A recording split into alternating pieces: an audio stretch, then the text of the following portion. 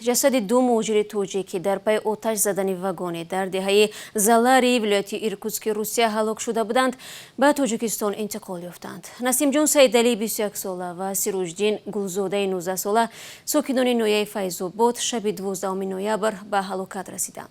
مقامات روسیه اعلام کردند که واگن زیستی آنها از جانب ساکنان محلی آتش زده شده است و نسبت به حادثه بر اساس کشتار با بیرحمی خاص پرونده جنایی باز کردند.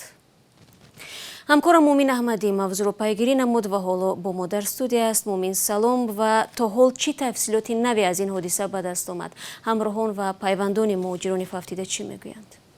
سلام. بله، شعل جسدها صبح امروز 19 نوامبر از ایرکوتسک به تاجیکستان انتقال یافتند. علیشیر شیرینوف رئیس جمعیت تاجیکان ایرکوتسک گفت که دوام یک هفته برای انتقال جسدها سند تهیه کردند. در محلی که حادثه آخر رخ داده بود 15 مهاجر تاجیک زندگی می‌کردند.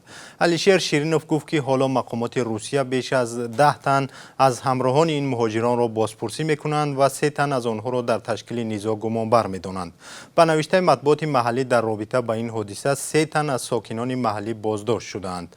امان‌الله گلوف پدر سیراج‌الدین مهاجر فوتیده در صحبت با رادیو آزادی گفت که پسرش روز 5 دکبر بلیت بازگشت به وطن داشت ولی حالا جسد او را آوردند. او گفت که پسرش 2 سال پیش به روسیه رفته بود و برای بازگشت آمادگی میدید. پدر این مهاجر گفت که 2 سال پسرش در روسیه عذاب داشت و بارها فریب کارفرماها را خورده بود.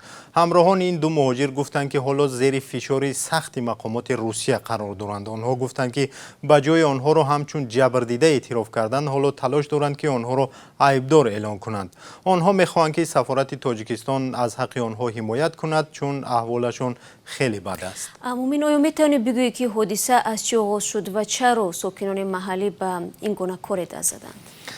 ببینید، شهل حادثه از یک جنجال خرد آغاز شده است. مطبوعات محلی نوشت که روز 12 نوامبر میان 2 مهاجر و چند جوان روس جنجال شده است.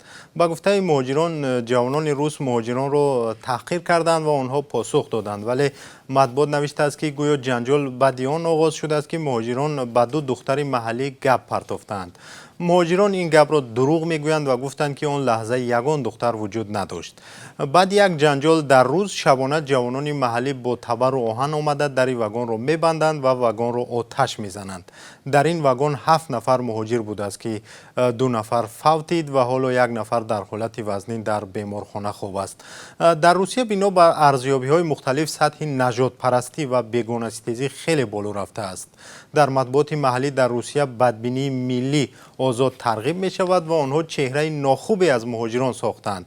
از این رو بسیاری از کارشناسان ریشه مشکل را در همین می بینند.